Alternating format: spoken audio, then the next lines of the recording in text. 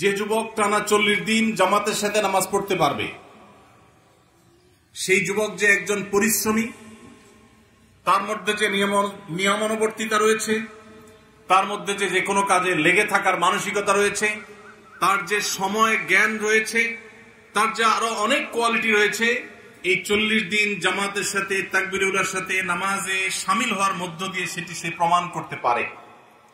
সম্মানিত উপস্থিতি, একজন অলস, একজন অকর্মণ্য মানুষ তার দ্বারা 40 দিন টানা 5 ওয়াক্ত নামাজে প্রত্যেক ওয়াক্তই সময় মতো হাজির হয়ে তাকবীরুল্লাহর সাথে জামাতে নামাজ পড়া সম্ভব নয়। আমরা অনেকেই হয়তো জানি আমাদের প্রাণের নবী, প্রিয় নবী সাল্লাল্লাহু আলাইহি ওয়াসাল্লাম আল্লাহর কাছে যে সমস্ত বিষয় থেকে পানাহ চেয়েছেন, আশ্রয় চেয়েছেন, যেসব বিষয় থেকে তিনি মুক্তি চেয়েছেন, তার মধ্যে থেকে একটি হলো অলসতা। তিনি দোয়া করতেন, আল্লাহুম্মা ইন্নী আউযু বিকা মিনাল আজজি ওয়াল কাসাল, আল্লাহ আপনার কাছে আমি অক্ষমতা থেকে, অলসতা থেকে পানাহ চাই।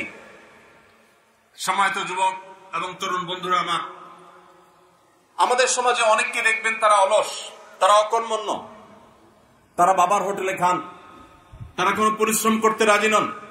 বিশেষ করে আমাদের এই অঞ্চলে, এই বৃহত্তর নোয়াখালী অঞ্চলে অনেকেরই ভাই বাবা বিদেশে আছেন, প্রবাসে আছেন, সেখান থেকে টাকা পাঠাচ্ছেন, আর দেশে যে আছেন সে টোটো করে ঘুরে বেড়াচ্ছেন, আড্ডাবাজি করছেন, চায়ের দোকানে, বিভিন্ন বাজারে বাজারে ঘুরছেন এবং ক্লাবে ক্লাবে ঘুরছেন এবং সময় নষ্ট করছেন। আমরা সেই ধর্মের অনুসারী যেই ধর্মে অলসতার কোনো সুযোগ নেই। 40 দিন টানা তাকবীরুল্লাহর সাথে নামাজ পড়তে পারা, এটা তো রীতিমতো আমাদের সেনাবাহিনীর সদস্যরা যেরকম ট্রেনিং নিয়ে থাকে, সেরকম ট্রেনিং গুলোর মতো অত্যন্ত কষ্টসাধ্য একটা ট্রেনিং এর মতো।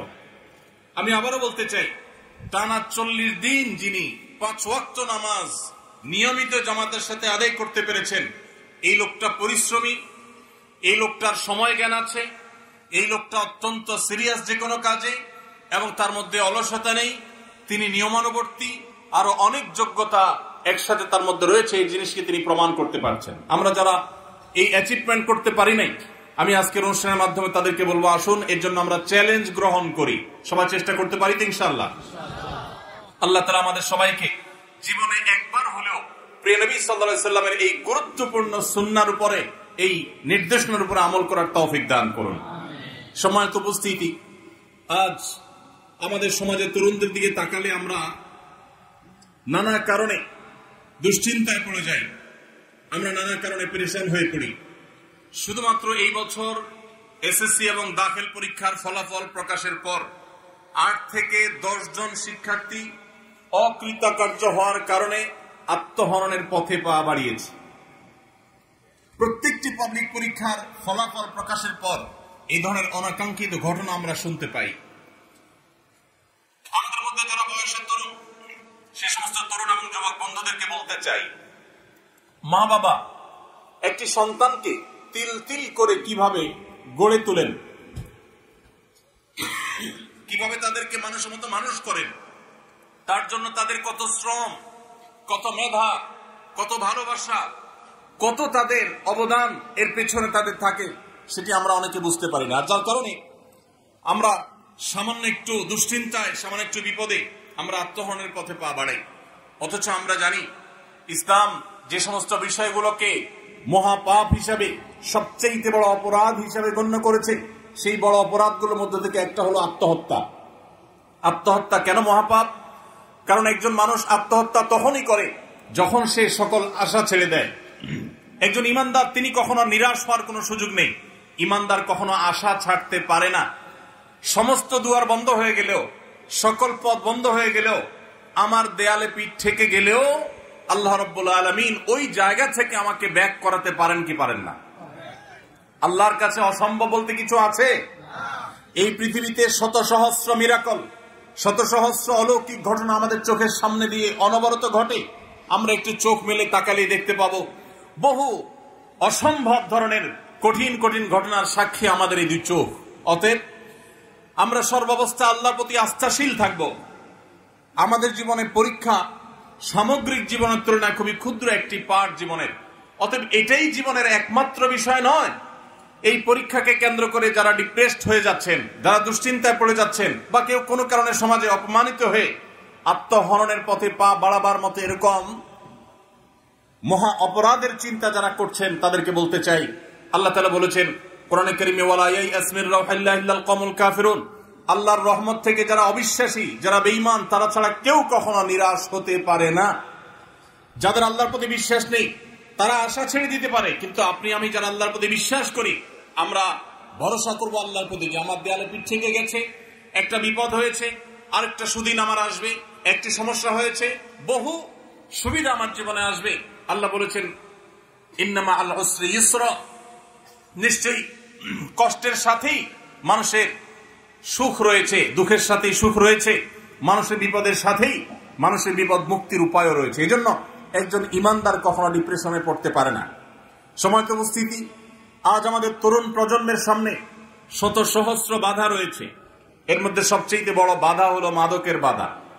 আজ আমি কয়েকটি মাদকের কথা আপনাদের সঙ্গে শেয়ার করতে চাই, যে মাদকগুলো আমাদের তরুণদেরকে ধ্বংস করে দিচ্ছে, যে মাদকগুলো আমাদের ক্যারিয়ার ধ্বংস করছে, যে মাদক আমাদের পরিবারগুলোকে ভেঙে খান খান করে দিচ্ছে, যেই মাদকতা আমাদের সমাজকে নষ্টের শেষ জায়গায় পৌঁছে দিচ্ছে, অতল তলে হারিয়ে দিচ্ছে। সেই মাদকগুলোর মধ্যে থেকে সর্বপ্রথম এবং প্রধান হলো খোঁজ যে মাদক দ্রব্য আছে সেগুলো। আজ মাদক দ্রব্য আমাদের অনেক ভালো এবং সম্ভ্রান্ত পরিবারের ছেলেদেরকে, মেয়েদেরকে ধ্বংসের দ্বার প্রান্তে নিয়ে যাচ্ছে। বহু বাবা মায়ের চোখের পানি পড়ছে, বহু সন্তানের জীবন ধ্বংস হচ্ছে, কিন্তু এর শুরু যখন হয় তখন আমরা অনেকে টের পাই না। বিশেষ করে যারা বয়সে তরুণ, তাদেরকে বলতে চাই, কেন ইসলাম বলেছে অসৎ সঙ্গে সর্বনাশ?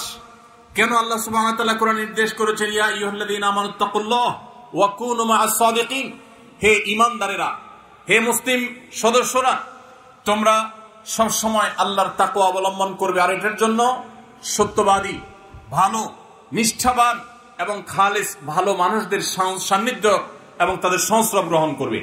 আমরা যারা বয়সে তরুণ, আমরা লক্ষ্য রাখবো আমরা কাদের সাথে মিশছি। আমি যাকে বন্ধু হিসাবে গ্রহণ করছি, আমি যার সাথে মিশছি, যার সাথে উঠা বসা করছি, সে ভালো মানুষ কিনা, সে ভালো মুসলিম কিনা, সে 5 ওয়াক্ত নামাজ পড়ে কিনা। যিনি 5 ওয়াক্ত নামাজ পড়েন তার দ্বারা কখনো মাদক আসক্ত হওয়া সম্ভব নয়। পৃথিবীতে যত খুনি পাবেন, সমস্ত খুনিদের প্রায় সবাই কোনো না কোনো ভাবে মাদকের সাথে সম্পৃক্ত। যত অপরাধী পাবেন তাদেরকে দেখবেন বেশিরভাগ অপরাধীরাই কোনো না কোনো ভাবে মাদকের সাথে সম্পৃক্ত। কিন্তু পৃথিবীর ইতিহাসে একজন নামাজিও হয়তো দেখাতে আপনি পারবেন না যেই নামাজি 5 ওয়াক্ত নামাজ পড়েন আবার মাদকের সাথে কোনোভাবে সম্পৃক্ত। সম্মানিত উপস্থিতি, আজ সেজন্য আমাদেরকে দীপ্ত কণ্ঠে শপথ করতে হবে, আমরা মুসলিম হিসাবে ইসলামটাকে প্র্যাকটিস করব। এর জন্য কোনো প্রকার হেজিটেশন আমাদের হবে না, হীনমন্যতা আমরা ভুগবো না। আমরা সেই ইসলামের অনুসারী যে ইসলামে আমাদের সমস্ত সমস্যার সমাধান আছে।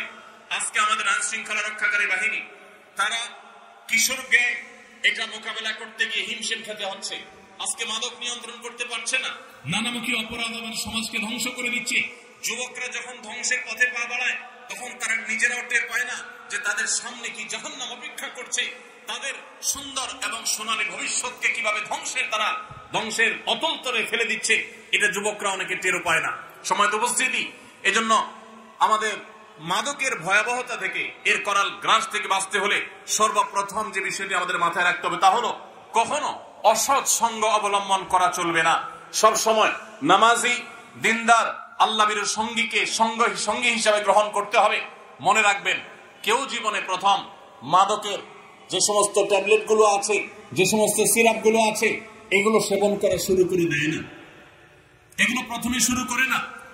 মাদকের শুরু হয় সাধারণত, একেবারে শুরু হয়ে থাকে অসৎ সঙ্গী, খারাপ বন্ধু, তাদের সাথে আড্ডাবাজির মধ্য দিয়ে। এরপরে মাদকের দ্বিতীয় ধাপে এসে ধূমপায়ী বন্ধুদের পালায় পড়ে ধূমপান করে, এটা হলো মাদকের দ্বিতীয় ধাপ। মাদকের তৃতীয় ধাপে মানুষ একটা পর্যায়ে গিয়ে মাদক দ্রব্যের দিকে হাত বাড়িয়ে ফেলে। অতএব আমরা প্রথম থেকে যেন বাদ দেই, ইসলাম সেই শিক্ষা দিয়েছে। দেখুন, ইসলাম বলেছে লা তাকরাবুজ জিনা, তোমরা ব্যভিচারের কাছেও যেও না। একজন নারী তিনি সম্মানিতা, একজন নারী তিনি মা, তিনি বোন। নারীকে সম্মান করতে হবে, সেজন্য নারী কোনোভাবে যৌন নিগ্রহের শিকার যেন না হয়। আল্লাহ তাআলা আমাদেরকে বলেছেন ওয়ালা তাকরাবুজ জিনা, তোমরা জেনার কাছেও যেও না। কেন আল্লাহ বলেছেন জেনার কাছেও যেও না? কারণ আল্লাহ জানেন জেনা, ব্যভিচার এমন অপরাধ, এগুলো সরাসরি কেউ লিপ্ত হয় না, কাছাকাছি যায়, তারপরে মানুষ সেই অপরাধে লিপ্ত হয়। অতএব জেনার কাছেও যেতে আল্লাহ তাআলা নিষেধ করেছেন, তার মানে আগে থেকে বাদ দিতে বলেছেন। আপনি কোন অপরাধ এর দিকে পা বাড়াতে পারেন, কোন অপরাধের দিকে আপনি ধাবিত হতে পারেন, তার পথগুলো আগে থেকে রুদ্ধ করা এবং বন্ধ করার নির্দেশ কিন্তু ইসলাম দিয়েছে। সম্মানিত উপস্থিতি, এজন্য সমস্ত অপরাধ এগুলো আগে থেকে বন্ধ করার, আগে থেকে সেগুলোর দ্বারগুলোকে বন্ধ করার নির্দেশনা ইসলাম দিয়েছে। আপনি দেখবেন আজ এই ভোগবাদী সমাজে একদিকে বিজ্ঞাপনী বিলবোর্ডে, একদিকে সংবাদের মাধ্যম নামে, একদিকে বিনোদনের নামে, শিক্ষার নামে, নানা নামে আমাদের যুবকদেরকে ব্যভিচারের পথে পরিচিত করা হচ্ছে, তাদেরকে উদ্বুদ্ধ করা হচ্ছে, তাদেরকে নানাভাবে উস্কে দেওয়া হচ্ছে, তাদের চরিত্রকে তারা ঠিক যেন রাখতে না পারে সেভাবে নানাভাবে আজ সংস্কৃতির নামে, বিনোদনের নামে, নাটকের নামে, সিনেমার নামে, বিজ্ঞাপনের নামে, প্রচারের নামে, নিউজের নামে, নানা নামে আজ সেখানে নারীকে উপস্থাপন করা হচ্ছে, যার কারণে যুবকরা বিপদগামী হয়ে যাচ্ছে, ধ্বংসের অতল তলে হারিয়ে যাচ্ছে। আর এই জন্য সমস্ত অপরাধের ব্যাপারে ইসলামের মূল নীতি হলো যে আগে থেকে বাদ দেওয়া। যে অপরাধে আমি পতিত হতে পারি, আগে থেকে সাবধান থাকা। আপনি যদি কোনো খারাপ সঙ্গীর সংস্রবে যান, তাহলে আপনি একসময় মাদক আসক্ত হবেন, আপনি একসময় খুনি হতে পারেন, আপনি একসময় সন্ত্রাসী হতে পারেন। ভাইরা আমার, আমাদের এই প্রিয় স্বদেশকে, প্রিয় মাতৃভূমিকে, এই সোনালী দেশকে যদি আমাদের সাজাতে হয়, মুসলিম হিসেবে মুসলমানের মুখকে যদি উজ্জ্বল করতে হয়, তাহলে আমাদের যুব সমাজকে ঘুরে দাঁড়াবার কোনো বিকল্প পথ খোলা নেই। যুবক ভাইরা, আপনাদেরকেই শপথ করতে হবে, মাদকের বিরুদ্ধে দাঁড়াতে হবে। মনে রাখবেন, মাদক মানুষের বিবেককে ধ্বংস করে দেয়, মানুষের বিবেক লোপ পেয়ে যায় মাদক আসক্তির মাধ্যমে, মাদক সেবনের মাধ্যমে। বিবেক হলো আল্লাহ তাআলার সবচেয়ে বড় নিয়ামত। যেই দ্রব্য গ্রহণ করার মাধ্যমে মানুষ অস্বাভাবিক হয়ে যায়, মানুষ পাগল হয়ে যায়, মানুষ বিকৃত মস্তিষ্ক হয়ে যায়, মানুষের স্বাভাবিকত্ব থাকে না, সেটা কখনো সুখাদ্য, সেটা কখনো সুপানীয় হতে পারে না, সেটা কোনো আদর্শ খাবার বা পানীয় হতে পারে না। কোরআনে আল্লাহ রাব্বুল আলামিন বারবার সাবধান করেছেন, কারণ মানব জাতির ধ্বংসের জিনিসগুলো সম্পর্কে আল্লাহ তাআলা আমাদেরকে সাবধান করেছেন। আল্লাহ তাআলা আমাদের প্রতি দয়ালু। ভাইরা আমার, গোটা পৃথিবীতে যত মানুষ দেখবেন, এর মধ্যে যারাই মাদকের সাথে কোনো না কোনোভাবে ইনভলভ হয়েছেন এবং মাদকাসক্ত হয়েছেন এবং মাদকে ইউজ টু হয়ে গেছেন, এই মানুষগুলো তারা নিজেদের বিপদের কারণ হয়েছে, তারা সমাজের বিপদের কারণ হয়েছে, তারা ধ্বংস টেনে এনেছে নিজের এবং পরিবারের এবং দেশের এবং মানব সভ্যতার ধ্বংস তারা টেনে এনেছে। ইসলাম এমনিতে নিষেধ করেনি। ভাইরা আমার, আপনারা জানেন যে মাদক যারা গ্রহণ করে, এদের বডিতে ইমিউন সিস্টেম উইক হয়ে যায়, দুর্বল হয়ে পড়ে। যারা মাদকে আসক্ত থাকে, তাদের শরীরে রোগ প্রতিরোধ ক্ষমতা কমে যায়, দুর্বল হয়ে যায়। আমি শুধু একটা ছোট এক্সাম্পল আপনাদেরকে দিতে চাই।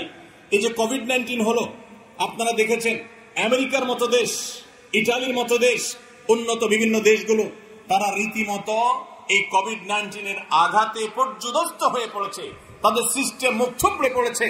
আমাদের পার্শ্ববর্তী দেশ ভারতের দিল্লিতে লাশ সৎকার করার সিস্টেম ভেঙে পড়েছিল, লাশের স্তূপ হয়ে যাচ্ছিল, লাশ সৎকার করার মতো ব্যবস্থা হচ্ছিল না, সেটা নিয়ন্ত্রণ করা যাচ্ছিল না, এত বেশি মানুষ মারা গেছে।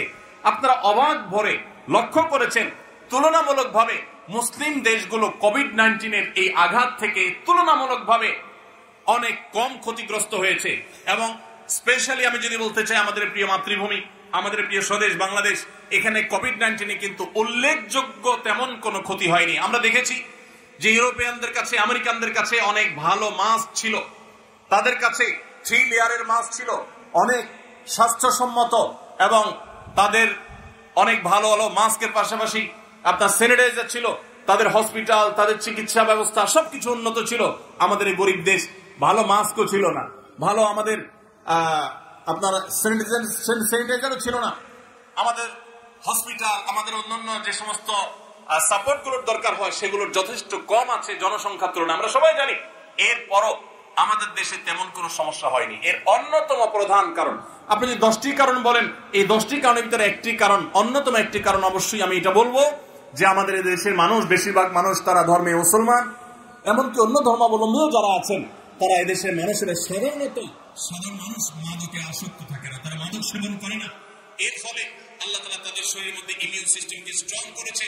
আপনি মিডিল ইস্ট লক্ষ্য করবেন, সৌদি আরব, আপনি আরব আমিরাত এবং যে সমস্ত মুসলিম দেশগুলো, বিশেষ করে যে সমস্ত দেশগুলোতে, সৌদি আরবের কথা স্পেশালি বলতে পারি, আরো যে সমস্ত মুসলিম দেশগুলোতে সাধারণ মানুষের মধ্যে মাদক সেবনের পরিমাণ কম বা এর হারটা কম, আপনি লক্ষ্য করে দেখবেন কোভিড-19 তারা সবচেয়ে কম সাফার করেছে, কারণ তাদের ইমিউনিটি স্ট্রং ছিল। আর যারা মাদক আসক্ত হয়েছে তাদের লাং আগে থেকে ধ্বংস হয়ে গেছে।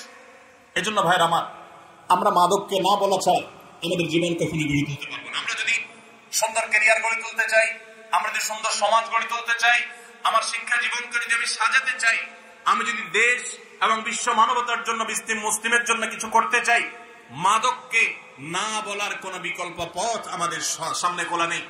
ছাত্র জীবন থেকে, তরুণ বয়স থেকে মাদকের দিকে হাত বাড়িয়েছে আর মানুষের মতো মানুষ হতে পেরেছে, এরকম একজন দৃষ্টান্ত আমরা দেখাতে পারবো না।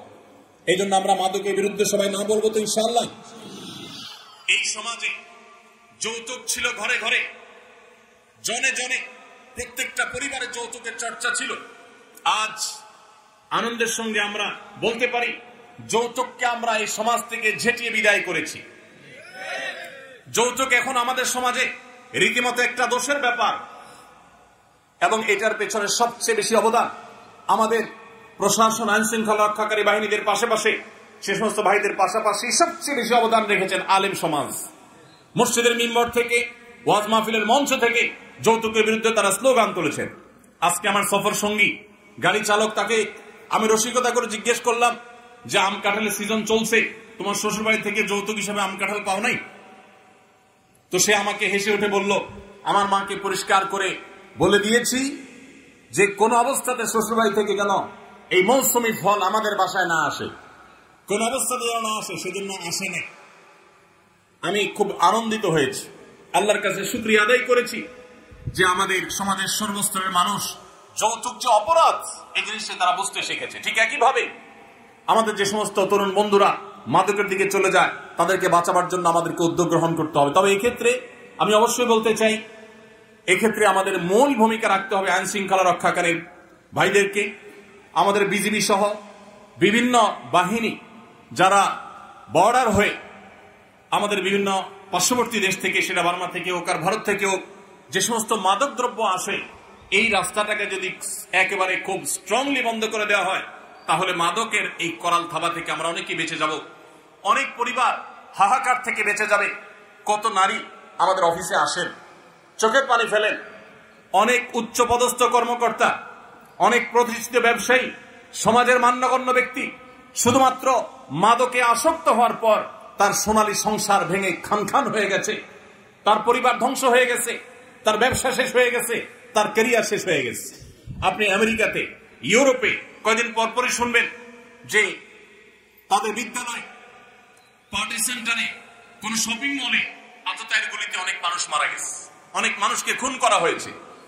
এরকম যতগুলো ঘটনা আপনি দেখবেন, সমস্ত ঘটনার পেছনে আপনি সন্দেহাতীত ভাবে মাদকের যোগসূত্র খুঁজে পাবেন। এরা সবাই মাদকে আসক্ত হয়, তারপরে তারা এই ভয়াবহ কর্মকাণ্ড চালায়। এই জন্য এটাকে সমস্ত অপরাধের মূল এবং মা বলা হয়েছে ইসলামে। এজন্য মাদকের বিরুদ্ধে আমাদের যুদ্ধের ঘোষণা দিতে হবে। আমরা সবাই প্রস্তুত আছি তো ইনশাআল্লাহ? আল্লাহ আমাদের যাদেরকে নিরাপদ রেখেছে, বিশেষ করে আমি তরুণ বন্ধুদেরকে বলতে চাই, আপনাদেরকে শপথ করতে হবে যে আমি কোনো খারাপ বন্ধুর পালায় পড়বো না, আমি কোনো খারাপ বন্ধুর সাথে চলবো না।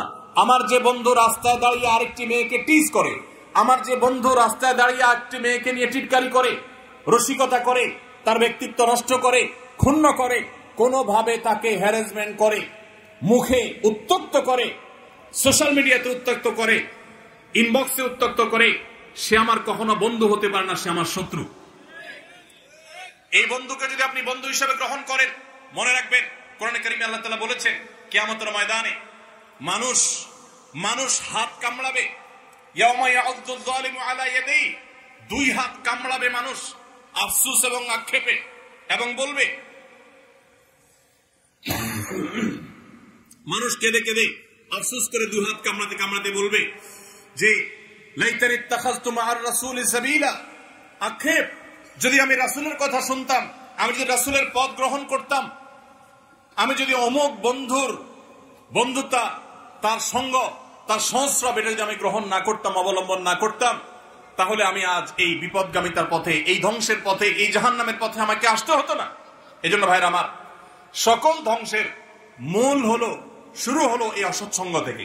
আপনার স্কুলে, আপনার কলেজে, সব জায়গায় রুচিবান বন্ধুদেরকে আপনি গ্রহণ করবেন। রুচিবান, যে সমস্ত বন্ধু অন্য মেয়েকে দেখে টিজ করে, তাদের ছবি দেখে বাজে কল্পনা জল্পনা করে, মন্তব্য করে, অশ্লীল উক্তি করে, সেটা বিভিন্ন ভাবে হোক, তাকে হ্যারাসমেন্ট করে হোক, তার অগোচরে হোক, যেভাবেই হোক না কেন, এই বন্ধু আপনাকে এড়িয়ে চলতে হবে। এই বন্ধুই আপনাকে মাদকের দিকে নিয়ে যাবে, আপনি টেরও পাবেন না। যারা মাদকে আসক্ত হয়, কেউ ইচ্ছাকৃত জেনে শুনে, এর পরিণাম জেনে ঠান্ডা মাথায় একজন মানুষ মাদকে আসক্ত হয় না। মাদকের পথে পা বাড়াবার শুরুতে যে ধ্বংসটা হয়ে যায়, এটা বুঝতে তার অনেক সময় লাগে, ততক্ষণে আর ফেরার সুযোগ থাকে না। এজন্য আমরা অসৎ সঙ্গী ত্যাগ করবো তো ইনশাআল্লাহ। কোন বেনামাজি আমার বন্ধু হতে পারে না, কোন মেয়েদের টিজকারী উত্ত্যক্তকারী আমার বন্ধু হতে, এরকম বন্ধু দেখলে ওরকম বন্ধু থেকে আমি বেরিয়ে আসবো, আমি সৎসঙ্গ অবলম্বন করবো। তাহলে দেখবেন আপনার সামনে সোনালী ভবিষ্যৎ অপেক্ষা করবে, আপনি সুন্দর জীবন গড়তে পারবেন। ভাইরা আমার, মাদকের মতো এরকম বিষয় যেটা নিয়ে আমাদের ঘন্টা ঘন্টা কথা বলা দরকার, কিন্তু আমাদের হাতে সময় নেই। মাদকের পাশাপাশি আরেকটি মাদকতার কথা বলতে চাই। আমি কয়েকটি মাদকের কথা বলতে পারি, যে কয়েকটি মাদক আমাদের যুব সমাজকে ধ্বংস করে দিচ্ছে। এর মধ্যে একটা হলো মাদক দ্রব্য, যেটা বিভিন্নভাবে আমাদের শরীরে অনেকে গ্রহণ করে থাকেন। আর দ্বিতীয় মাদক হলো মোবাইলের মাদক, স্মার্টফোনের মাদক। আমাদের তরুণদেরকে ধ্বংস করছে এই মাদক। আমি প্রায় বলার চেষ্টা করি, দেখুন, দুনিয়াতে এই মোবাইলের ভার বহন করা যত সহজ, কিয়ামতের ময়দানে এর দায়ভার বহন করা এত সহজ হবে না। এই মোবাইল থেকে আপনি যত অপকর্ম করতে পারেন, আজকের পৃথিবীতে অন্য কোন ডিভাইস থেকে এত বেশি অপকর্ম করা সম্ভব নয়। মোবাইল যদি কারোর নিয়ন্ত্রণহীন ব্যবহার করেন, কারোর যদি মোবাইল ব্যবহারে ন্যূনতম মাত্রা জ্ঞান না থাকে, মনে রাখবেন এর দ্বারা জীবনে কোনো কিছুই সম্ভব নয়। ভাইরা আমার, আমরা বিশেষ করে সোশ্যাল মিডিয়াতে অনেক বেশি আসক্ত। আমি আমার কথা আপনাদেরকে শেয়ার করতে চাই। আমার এই সেটে ফেসবুক বা ইউটিউবের কোনো অ্যাপ নেই। আপনারা জানেন আমার একটা ভেরিফাইড ফেসবুক পেজ আছে, আমার ভেরিফাইড ইউটিউব চ্যানেল আছে, আমার ফাউন্ডেশনের কার্যক্রম সোশ্যাল মিডিয়ার মাধ্যমে আমি পরিচালনা করতে হয়, কিন্তু মোবাইলে আমি সেগুলো করি না। কেন? কারণ মোবাইলে যদি সোশ্যাল মিডিয়ার অ্যাপগুলো থাকে, তখন প্রয়োজনে অপ্রয়োজনে ব্যবহার করা হয়, সময়ের অপচয় হয়। আমাদের জীবনটা অনেক দামি, অনেক মূল্যবান। এই যৌবন বয়সে আমাদের সমাজকে, আমাদের পরিবারকে, বিশ্ব মানবতাকে, মুসলিম জাতিকে অনেক কিছু দেওয়ার সুযোগ আছে, কিন্তু এই মোবাইল ফোনের আসক্তি আমার সবকিছুকে ধ্বংস করে দিচ্ছে। অতএব এটাকে নিয়ন্ত্রণ করার চেষ্টা করতে হবে। মনে রাখবেন, মোবাইল ফোনে আসক্ত কোনো মানুষ দ্বারা জীবনে বড় কোনো কাজ করা সম্ভব নয়।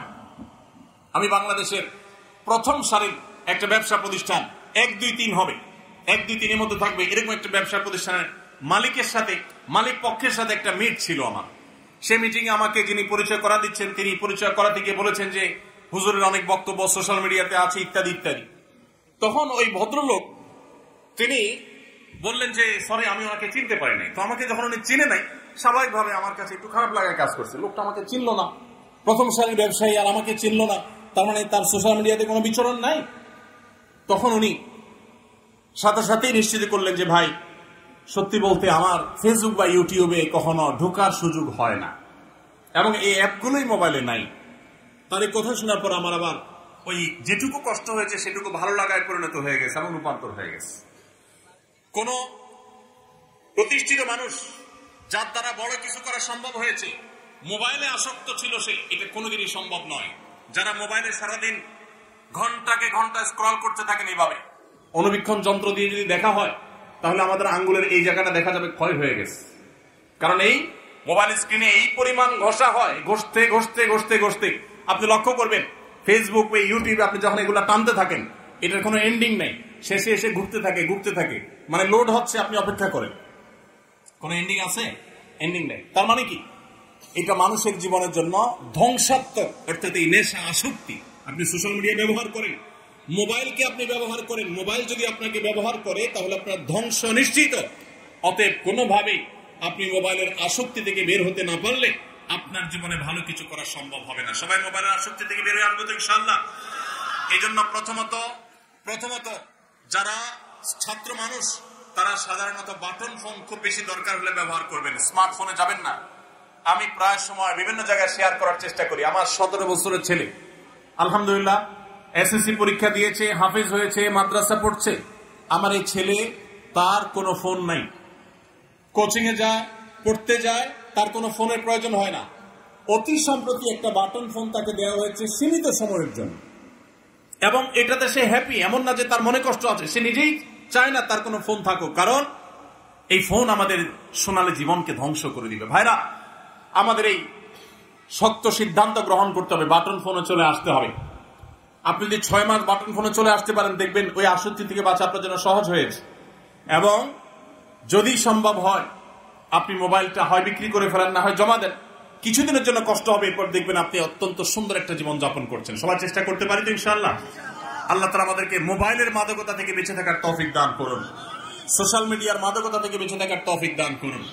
ভাইরা আমার, তৃতীয় মাদকতা হলো আমাদের যৌবনের যে উচ্ছলতা। এই উচ্ছলতার ফলে অনেকে আমরা মেয়েদের প্রতি আসক্ত হয়ে তাদের সাথে অবৈধ সম্পর্কে লিপ্ত হয়ে যাই। বিশেষ করে পশ্চিমা সভ্যতার যে থাবা, এই থাবা মিডিয়ার মাধ্যমে, নাটকের মাধ্যমে, সিনেমার মাধ্যমে, নানা মাধ্যমে আমাদের সমাজে ছেয়ে গেছে, যার কারণে আমাদের তরুণদের চরিত্র ধ্বংসের দ্বারপ্রান্তে চলে গেছে। আমি আপনাদেরকে আজ উদাহরণ আহ্বান করতে চাই, আপনার চরিত্রকে আপনি হেফাজত করুন। আমাদের প্রিয় নবী সাল্লাল্লাহু আলাইহি সাল্লাম বলেছেন, যে ব্যক্তি তার দুটি অঙ্গকে হেফাজত করার, এটাকে অপাত্রে ব্যবহার না করার ব্যাপারে সংকল্প করবে আর এই দুটি অঙ্গের দায়িত্ব নিবে, নবী সাল্লাল্লাহু আলাইহি সাল্লাম বলেছেন, আমি তার জান্নাতের দায়িত্ব নিলাম। তার একটি হলো ঠোঁট, মুখ। এই মুখ দিয়ে সে কখনো মাদক গ্রহণ করবে না, মুখ দিয়ে মিথ্যা বলবে না, মুখ দিয়ে গালমন্দ করবে না, মুখ দিয়ে মন্দ কথা বলবে না, গায়ের জোর খাটাবে না, মাস্তানি খাটাবে না, গুন্ডামি করবে না, অপরাধ করবে না, বেয়াদবি করবে না, এই মুখ দিয়ে কোনো অন্যায় করবে না।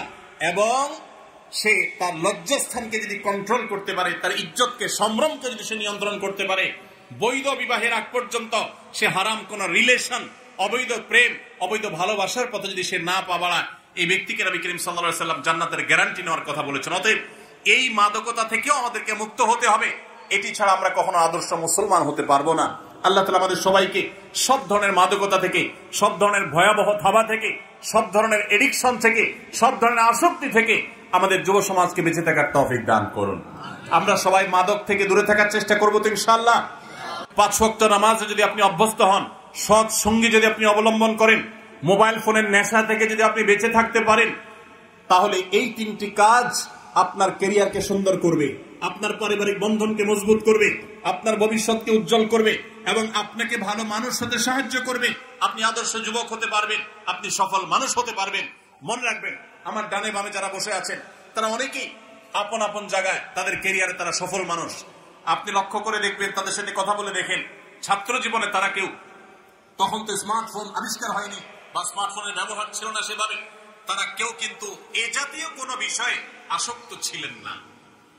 ছাত্র জীবনে যারা এই সমস্ত বিষয়ে, আমি যে কয়েকটা মাদকের কথা বললাম, এই সমস্ত মাদকতায় যারা আসক্ত থাকেন, এদের দ্বারা জীবনে কোনো কিছুই করা সম্ভব হয় না। তাদের দুনিয়া ধ্বংস, আখিরাত ধ্বংস। একটা সময় আফসোস করে, তখন আর ব্যাক করার, পেছনে আসার কোনো সুযোগ থাকে না।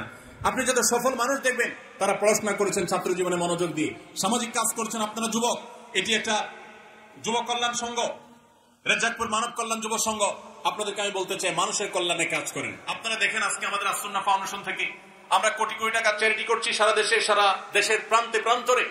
আপনারা অনেকে হয়তো জানেন না, আমি ছাত্র জীবন থেকে, আমি খুব ছোট থাকতে আমি মানব সমাজমূলক নানামুখী কাজ করার চেষ্টা করতাম।